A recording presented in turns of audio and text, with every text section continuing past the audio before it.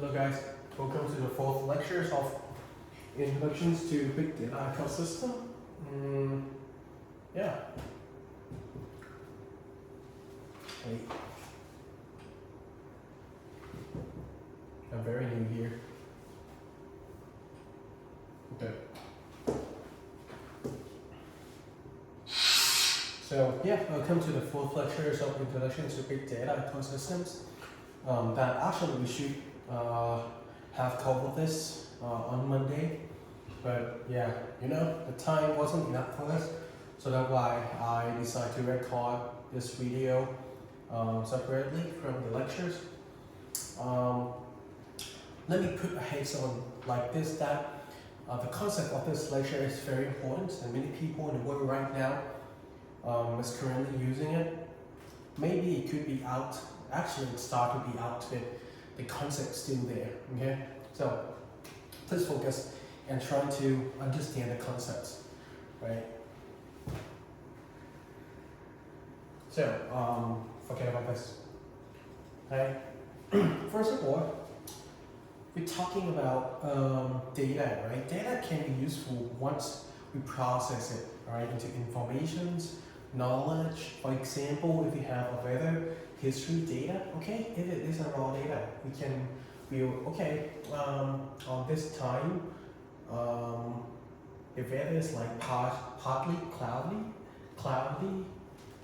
it's raining, the temperature is 9.47, the apparent temperature is 7.38, humidity is 0.8, right? Okay, that's cool, and so what, right? If you only view data row by row, we don't gain enough insights, right? We only see, okay, this day we got this kind of weather, so what, right? So many times we would like to process it. For example, okay, based on this weather history data, we may want to build a predictive models using some predictive analytics techniques, for example, linear regressions, multiple variables linear regressions, or even like more complicated advanced techniques like deep learning, building like neural networks in order to learn the weather history so that we can predict the weathers in the futures, right, based on the patterns of the weathers, right? So this is really important ideas, right? We have raw data, okay? Raw data could be useful to someone, but if you process it appropriately, you may bring raw data, which is like the trash, into a gold, okay? Now let's get back to the big data things. We are saying that technically people store data on one machine like this, right? Which is pretty cool, right? If you want to build a models on it or analyze it, maybe running some building a linear regressions models or finding an average values of the temperatures, you can just write a Python code, right? Write a Python code on these machines and then download the CSV files, use some Python, write down some Python script, or use like tools like RapidMiners, open up Power BI dashboard and in order to build your favorite data visualizations. Even like if you want to build some deep learning tools, you can just open like Google Colab, right? Import some deep learning models, download this CSV files, and then yeah, just put it in, right? In order to get the models. Pretty easy, really cool, right? Well, it may not be that easy, but trust me, if you're working on a data set that can fit on one machine, that's easy. Easier than this. When we talk about big data, we're talking about data with high volume, right? This is one of the characteristics, high volumes, and when we say that high volume could means can fit on one machine. Right? This is this could be one of the definitions for the high volumes, right? So, okay, let's say that, okay, this weather history maybe 10 terabytes, and we're lucky that we have a hard disk drive that can that have the capacities of 10 terabytes. This could be another 10 terabytes, right? We have a hard disk drive of 10 terabytes. This could also be 10 terabytes. And we have a hard disk drive, not a hard disk drive, it could be like the rate of,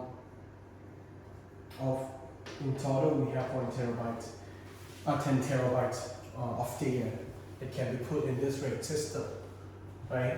So, the question is, let's say if you want to find the average value, let's say I would like to find the average of temperatures column, this one. How would it do?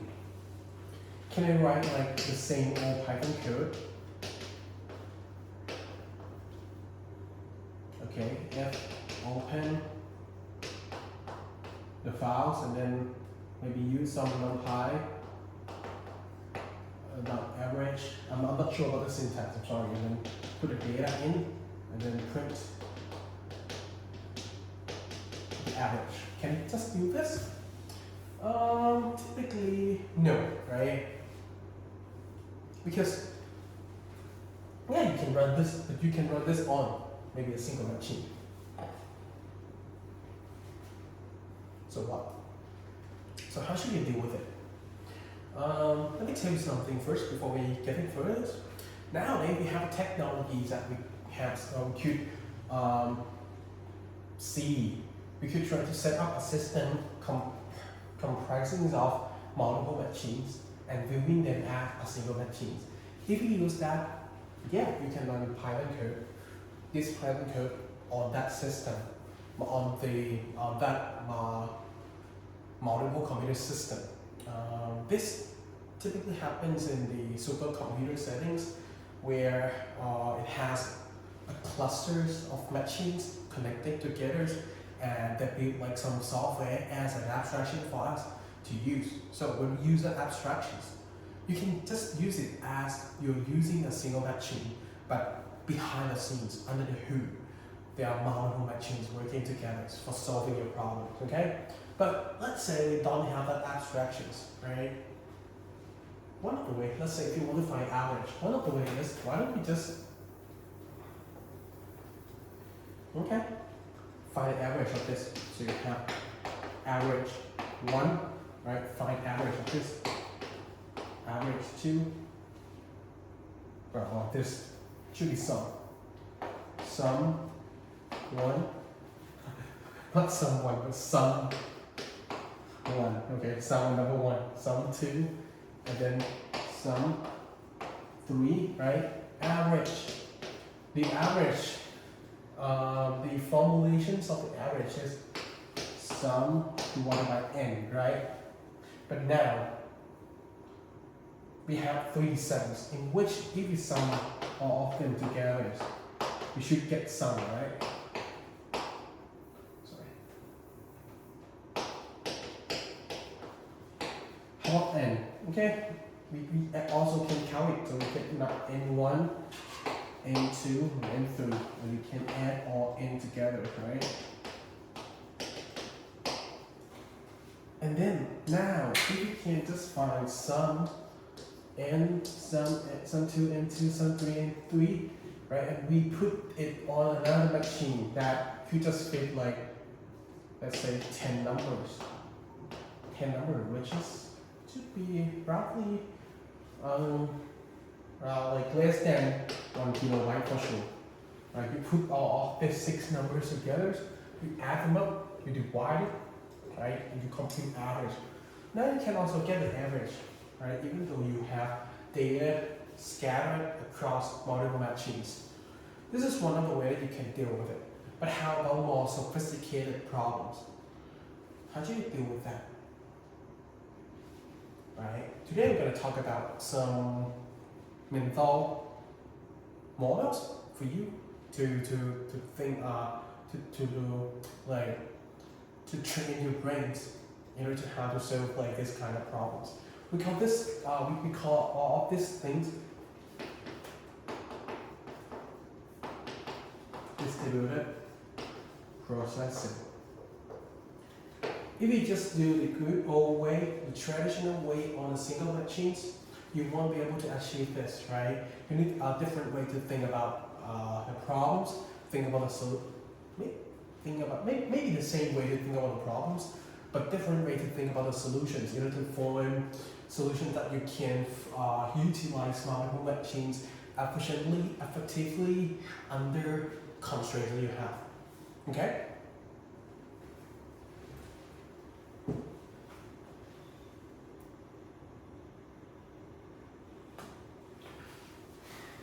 Well, I told you one of the ways to do that, right? Let's say if you want to do that, what you actually need to do, right? I told you the concept, but in terms of implementation, how are you going to do it? For one of the approaches, okay, why don't you just write Python programs? Right? You write Python program. Maybe 2 programs, right? One program is finding average on single machine. Cool. And you just scatter it across all the machines to compute sum I and ni, right? You have another program, let's say, to merge result, right? Or reduce. Right? And this could be on one machine. It could be either of these machines or another machine, so that's fine as well. And okay, on each machine, you need to walk to each machine, right? And then run this program. Run this program. When you run it on the first machine, you run it on the second machine, you run it on the third machine. You have 10,000 machines. You need to run on all of those machines, right? And then on this program, you need to gather data, right? Gather data, and then reduce. Then together, in order to get the final result. Sounds complicated, right? For me, if you want to achieve a very good performance, you should do this. You should learn how to do this, right? It's not easy, but it's also not that hard as well, right? To just do all of this, it's not that hard.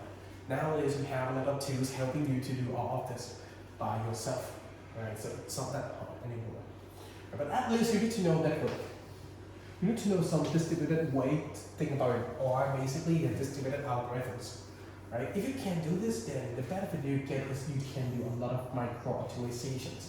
What is it about micro optimization? Means that to gather, in the gather process, you may have a way to a new way to gather data so that it is more efficient. You can just like play with each node, each small nodes in the code here, right? In other programs here, in the process here, in order to make data processing very efficient, right? But I know, not all of you want to do this. So we have an alternative approach. So nowadays, when big data is booming, you know, many people that want to do big data analysis, they are not like coding that much, hardcore coding like the first approach that much. They want the way to maybe easily implement write programs to process data across multiple machines. That is why many people, they are like a good amount of people trying to develop a framework. A framework to do distributed programming, right? If you do this framework, you basically just import libraries and you use it to process data across sources. So what you need to learn instead is you need to learn how to use libraries on the framework that they provide to us. Okay? Learn how to use libraries. Learn and then use it. Right? You may need to think about distributed algorithm. Okay? This sometimes may be unavoidable, but it will be a lot easier for in many cases. Okay? But for network I/O or micro optimization, you don't need to deal with it. right? Or maybe if you want to do optimizations, you want to do like performance optimization, you may want to deal with it. But you know, most of the time when you want to go for approach number 2, it means that you're focusing on solving the problems. You're not focusing on doing these micro optimizations, okay? So in this class, we will talk about approach number 2. If you want to learn about approach number 1, be prepared because you need to learn a lot of foundational things. For example, network I/O, computer systems, distributed systems, distributed algorithms, all of this in code optimizations, hardware, some computer architectures and organizations to make it like very efficient. Okay, but today we're just gonna go with the approach 2, right? So nowadays there are like tons of frameworks. I only show 3, but there are more than that, like Crickles, graphics. I forgot, but yeah, there are much more than that. Okay, I will show the 1 that maybe you heard about it, right? The first one is Hadoop. Actually, it comes from the closed source in Google called MapReduce.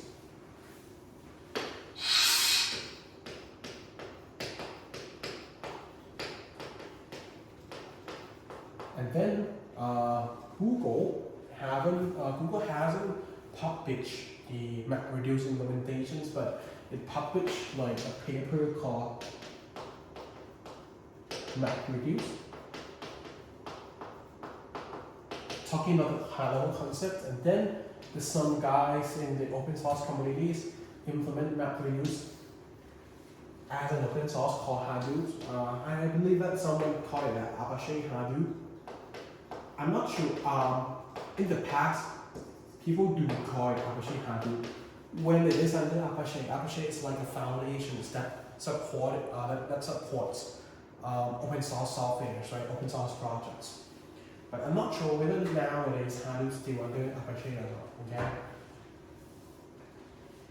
And then someone said, hey, Hadoop's it's good concept, but the implementation is bad, right? Because it needs it's talking about writing on a disk, and writing on a disk is poor. So there's some new concepts in Apache Spark called RDD, Resilience Distributed Dataset, if I remember correctly.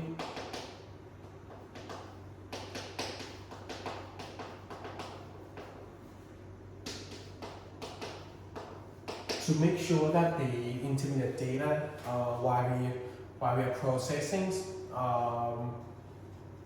it's in like the RAM instead, right? And this concept help accelerating Hadoop to be faster. Okay, but the way of using it are pretty much the same, right? And we call the way of using these two frameworks together the MapReduce programming models, right? The last one is I would say this is a new one, but when I say what new is came out like maybe five or something years ago already, right? Ray is an open source distributed processing framework, right? Ray we have like a tools called Ray Data that you can use to process doing data transformation when you have multiple machines. Okay, so today we are going to focus on programming model is basically the concept of how you're going to write a program, so how you're going to use the framework. Okay, I mean basically it's more like a concept of how you're going to write the programs. Okay, so we're going to focus on this MapReduce programming models today. I'm not going to get into the details of Apache Spark and Hadoop. Many people taught it, on YouTube. They're saying when they taught you Hadoop, when they teach you Hadoop, they're going to say something about Hadoop distributed file system or HDFS. That's right, and they're going to say about the Hadoop architectures, Hadoop architectures, composing of like name, node, and data node. For me, all of this is like one of the implementation that many people use, but it's will be out soon. You better to learn. You better, and if you have time, learn it. It's good because you're gonna learn some things, right? But if you want to get into this field, try learning the actual core concept, distributed system. All of this thing, handle distributed file system. You learn the concept of distributed file system. This is a lot better, you know. Handle architectures, when you have name node, data nodes, it's just like master and slave architectures, you know. Pretty much the same. Name nodes basically the coordinators of other machines, right? Data nodes is actually the nodes that you store data and you also do the data processing. Okay? Those kind of things. It is not only Hadoop that do that, you know. Hadoop is just one of the implementations. For me, you take time, learn the actual distributed system. It will give you a better foundations. But if you don't have time, maybe just learn Hadoop, right? Get familiar with it. So that when you move to other frameworks, distributed frameworks, all of them are going to use pretty similar concepts or ideas. Okay? But again, when you learn the actual concepts of this distributed system, you're going to see, right, the challenges, many challenges and many solutions out there. For me, it's better because you see like your futures, the evolutions of these kind of distributed programming frameworks as well. Okay, so today, the main topics today is the map-reduced programming models. Map-reduced programming models come from a paper called MapReduce, coming out from a paper in 2004. Basically means that Google had developed MapReduce long time ago, right? It could be 1 year ago, 2 years ago. Right. In 2004, Google, the needs to process large amount of data, raw data. Well, no one knew why, because Google search engine, right? Basically, support web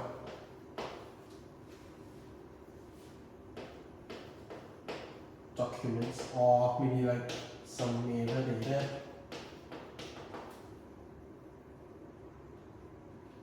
And then you need to have some ranking process or ranking algorithm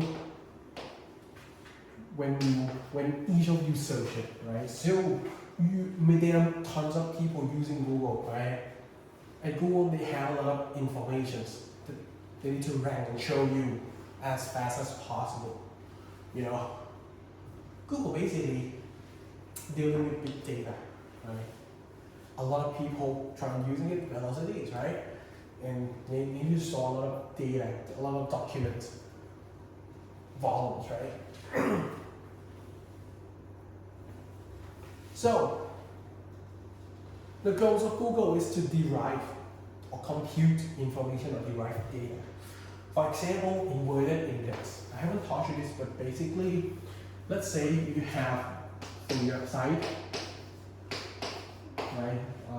Facebook, Instagram, YouTube, right? In Facebook, let's say contain the word boys, IG girls, YouTube, LGBTQ plus, and Facebook could contain the word girl as well. Instagram could contain the words student. YouTube also contains the word student, right?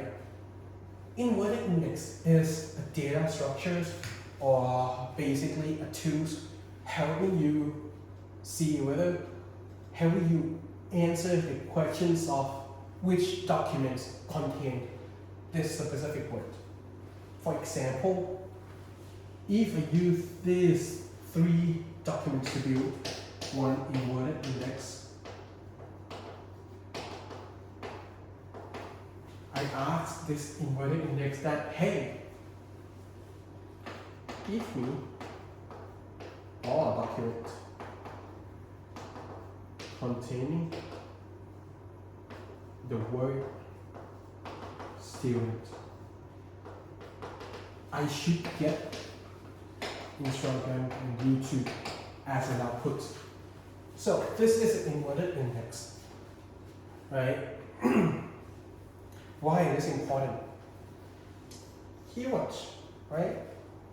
Website, basically search engine, right? So basically when they get like web documents, those kind of things, they want to create this as soon as possible. And it is not easy because in order to create this, you can see that you need to read all of the web data, right? The web documents, right? It takes time, you know, and they have like billions of websites. Well, back then it could be millions of websites, but nowadays definitely billions of websites, right? Hard. Also, in order to get relevant web documents or relevant websites, one of the ways that they do is to build a graph structures of web documents. For example, we have Instagrams here, right? What is a relevant document? Similar with what are web that are similar to Instagram? Could be TikTok, right? Could be Snapchat, could be Sora, right? Tons of things. Building graphs like this help you see data that are similar to the web of interest, right?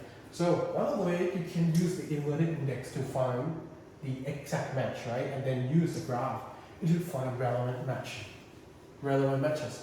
And finally, some summaries, right? Some report of, okay, how many webs are there right now? How many webs are in each, how many, like, some request logs, right? You may want to summarize, like, in which countries people use Google the most so that they can put more machines onto it, right? See, Google, this is 2004. 20 years ago, 20 years plus ago, they had this challenge. Now, we're living in the information eras, AI eras. Data get generating more and more, much larger than this. For sure. So you may need to deal with some kind of this challenge. Just ask them, right?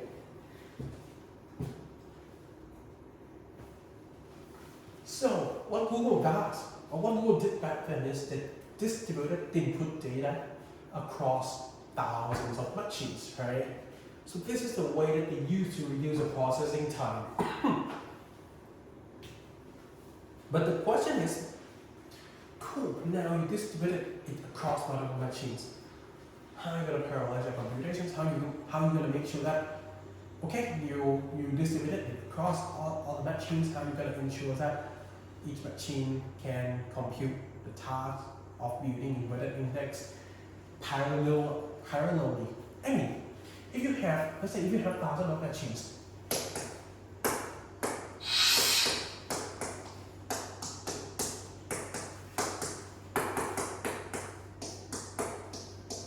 and you say that, oh, we're going to process the computation on each group of data, on each machine separately, one by one.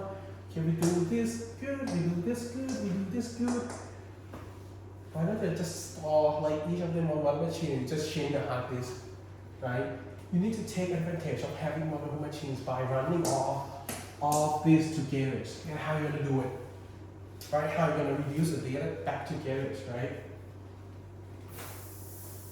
The next question is how to distribute it. To distribute data. we talk about load balancing, right? We're talking about data skewness on the in the lecture number 3 that we talk about sharding, and we're talking about sharding data partitions, right? If data on one machine, it contains very important information, right? And it takes a long time to process it. You know, even though you can parallelize it, you can run you can run the process parallelly on all the machines at the same time. There will be some machines that takes more time than the others, and this machine will be the bottlenecks. How are you going to eliminate it, right? And finally, how are you going to handle failures, in which we're talking about this during the replication part in lecture number 3, right? Okay, you see, there are many things that in common, right? When we distribute data across machines, we see all these challenges. So what people did is that they developed, designed, and abstractions for programmers. Abstractions here. Abstraction, what does the word abstraction means? I think I have said this word quite a few times already, but let's take some time talking about what abstractions here. You, the developer, when you want to write a program, you write a code, right? Maybe in Python. And then Python run on your machines. Good, wonderful, perfect, right? You know, in realities, if you don't have Python, what you need to do here is you really need to write a more sophisticated program.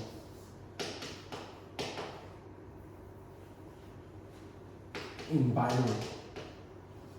It is so cryptic, hectic.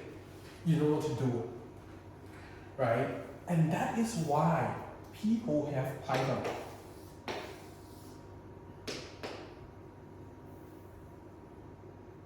Oh no. And that is why people invent Python or programming language, PL, right? So instead of you need to write these cryptic, these hectic things, right? You just need to focus on your programming logics and write it using hello programming languages, right? For example, Python. This is the abstraction. Abstraction basically means the thing that helps you hide details. I almost say hide unnecessary details, but let me ask you whether this is necessary or not. Yeah, it is necessary, but for you, it may not be that important, you know. It may not be that necessary, right? Because all you need to know is all the Python logics, right? And the way to write code, right? Programming skills, right? Again, when we say that Google designed the abstraction for programmers to deal with those questions, it means that you as a developer, instead of you need to write multiple programs, right? Reduce program, merge, what else? Each machine programs, coordinations, deletions, parallelizations, sharding, replications. Oh my god, that's something you need to do, right? You don't need to deal with all of this. You only need to deal with the abstractions. So learn how to use this instead of learn how to write all of this. Okay? That's it. This is your definitions. Not actually definitions, the meanings of the word abstraction here. Okay? So you just need to learn this. And I will teach you this. Okay? It will help with like higher details of parameterization, higher details of fault tolerance. When we say the word fault tolerance, means that the ability to be tolerant to fault, right? For example, if machine fails, how you're gonna be resilient to that situations. You know, details of how you're gonna distill data, details of how you're gonna do load balancing, so on and so forth, right? And the abstraction is basically just map and reduce. So you need to learn these two new concepts, and you'll be able to use the frameworks that built based on the map reduce programming models. Okay? What are map and reduce? Some of you may have heard it already, but let me talk about it again. Okay? Map and reduce comes from functional programming languages. When we talk about functional programming, we're not talking about oh, hey, we're gonna declare new variables, we're gonna do for loop, we're gonna do if else, so on and so forth, right? We're gonna do put this statement on, so on and so forth. Functional programming models, for functional programming languages, we're talking about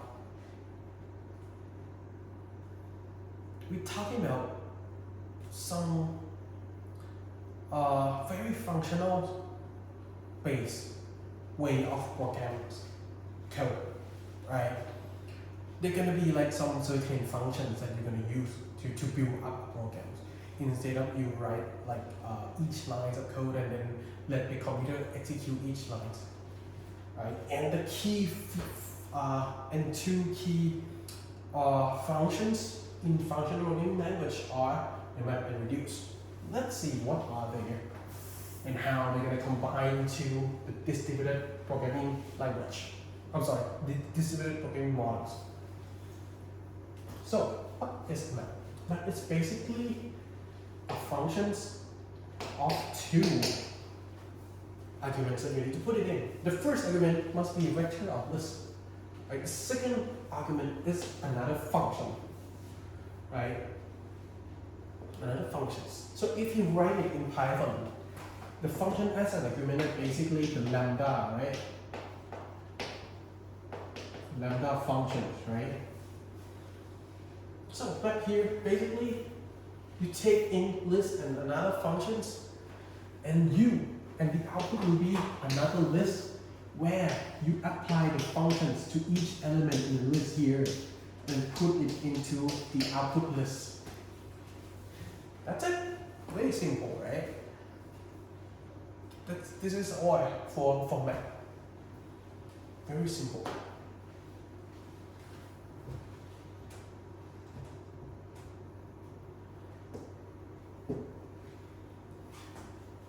You see?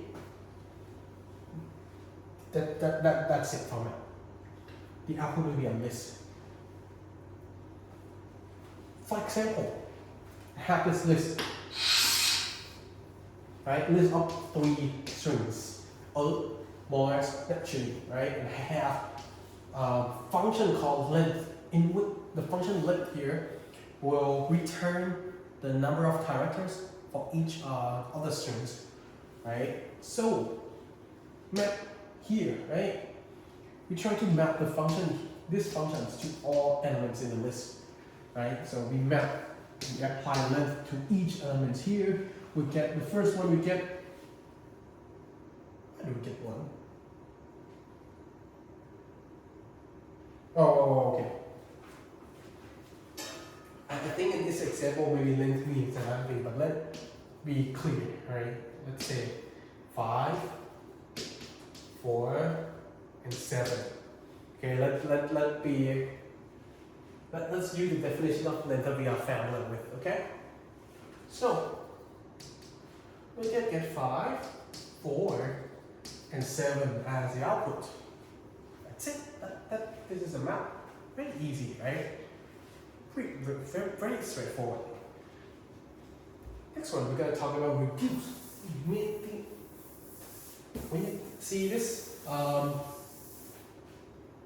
diagram, you think that, oh, what the fuck is, sorry, what the heck is reduce, right? Well, let's think about it in this way. Reduce. These are functions that you take a list of data and another functions. We usually call this a reduction operators, something like that. Okay? Basically, reduce is to make these vectors of data merge them together into scalar values. Okay? For example,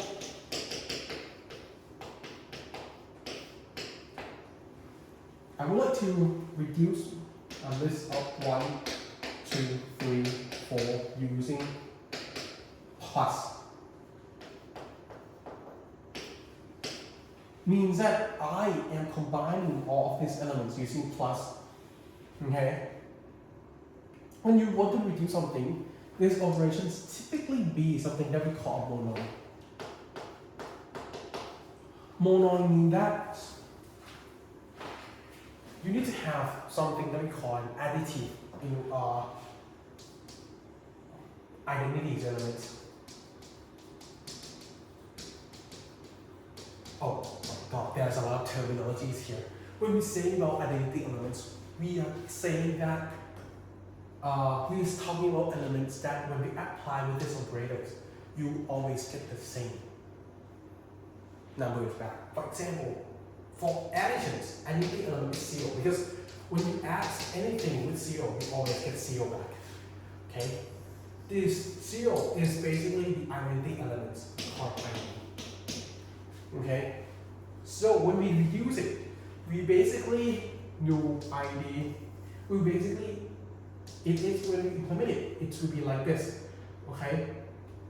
You start first with the result equal to ID of plus, and then for loop I D in, let's call this V. Okay? E in V, and we do result equal to result E plus V. Something like this. Oh, sorry, plus E. Plus here is the plus from the monoid operators here, right? And ID here is basically the identity elements of the monoid operators. Monoids basically, tuples of operators and identity elements, okay? Right? Sounds so hard, right? But it's basically you want to make a vectors down to scalar, and you do this means that you want to add them together. That's it.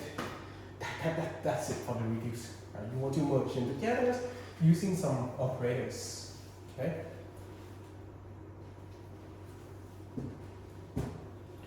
Another example. Let's call it some other example. Reduce.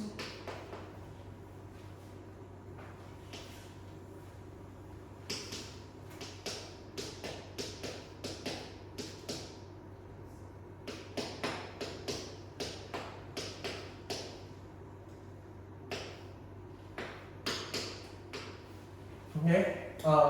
Plus here will be string concatenation.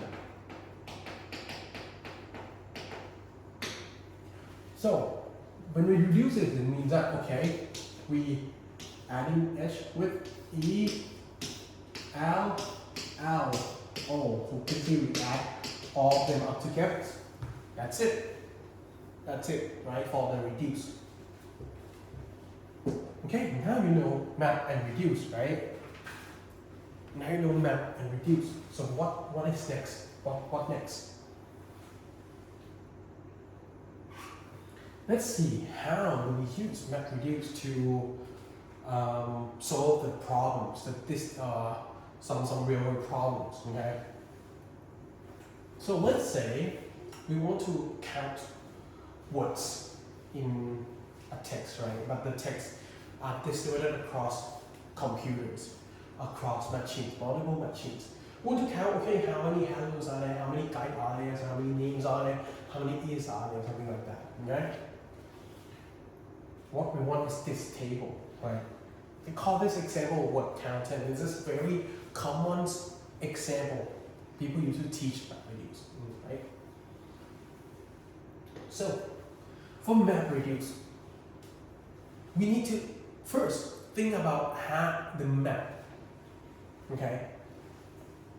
When we think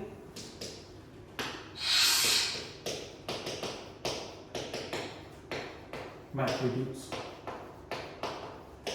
you need to think about building two phase of processes. You only need to think of two phases without the need to think about load balancing, fault tolerance, data distributions. You only need to think about map, reduce. And I gave you a hint before, map here is basically a program run on each machine. Reduce here is a program combining results from each machine.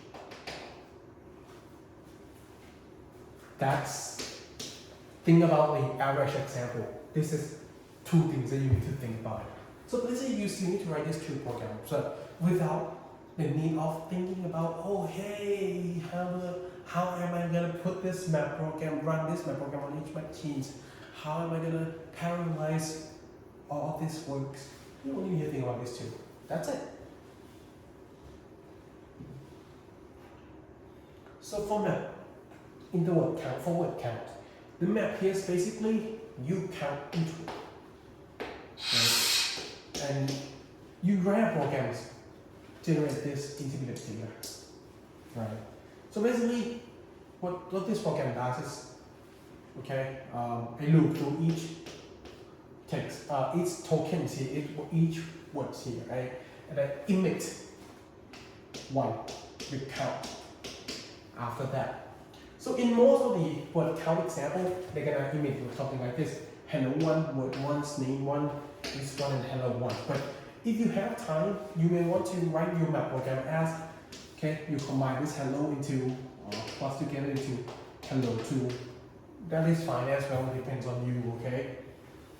The last one here, okay, guide one, this one word one, name one, this one word one, you may merge is into two, word into two, that's fine as well.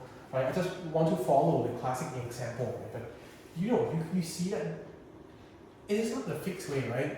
Word count, you don't have only a single way to write the map programs. That is the same when you write like Python codes, right? There is no one solution.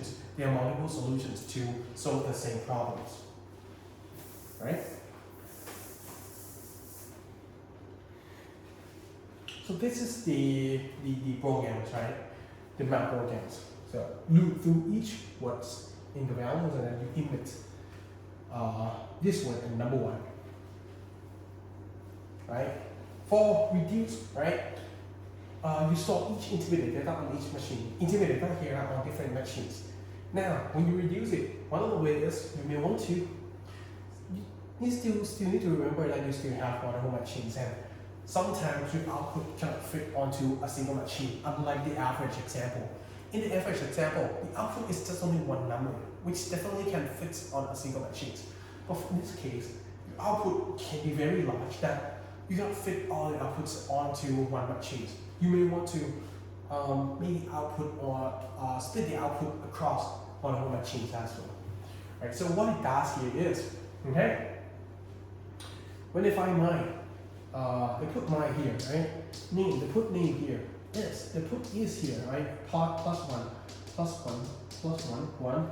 Guide here, okay? Plus one on guide. Hello here, plus one on hello. Word here, plus one on word. Name here, you plus one on name. E is here, you plus 1 on E, so now it's 2. Low here, you plus 1 on hello, so now it's 2. Guide here, go, go, go, go. Until you reduce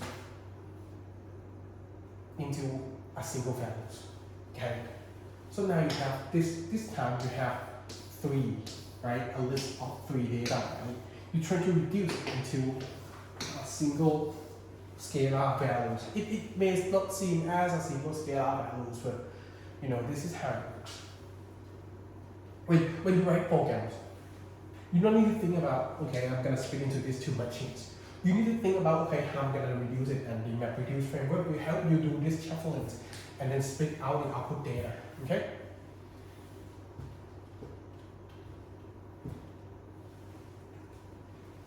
You see, you only need to think about it like this, the reduce part, right? Loop through it and then you add the result into it. Then for each strings, that's it.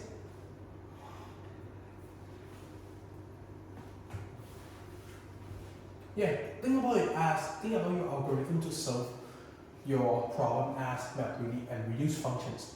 And that's it. Now you can use the MapReduce framework. This is like learning a new programming logics. So if you cannot do it right now, that's fine. But it means that if you want to be expert in this kind of things, practice, practice, and practice like you learn Python. You know, it's all about practicing. You know, you can't just read it and be an expert in MapReduce. That's impossible. You need to practice, practice, and practice. Practice makes perfect. Okay? Trying to see a lot more examples. So this is the Spark that use MapReduce. So you can see that. So you can see in Spark that what you need to do is what you need to do. Okay, there's some new function called flat map here, but the key idea is still map and reduce. See?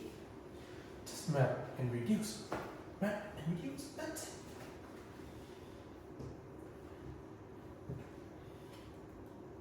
But I don't like MapReduce. I don't like programming. It's hard. I love SQL. SQL is my most beloved language. What would you hate if you hate MapReduce? Nowadays there are a lot of relational systems supporting SQL for even though you store data across multiple machines. You just need to find it. For example, in Spark, right? There is a library called Spark SQL. Instead of you need to write a MapReduce, now you write SQL. You write this instead. Behind the scenes, if you do MapReduce for you, if you do like the complicated thing for you, you only need to write SQL. That's it. So the MapReduce that I just taught you, useless. But for me, it's good to learn about it, right? So you know different ways, different methods to solve the problems. Okay?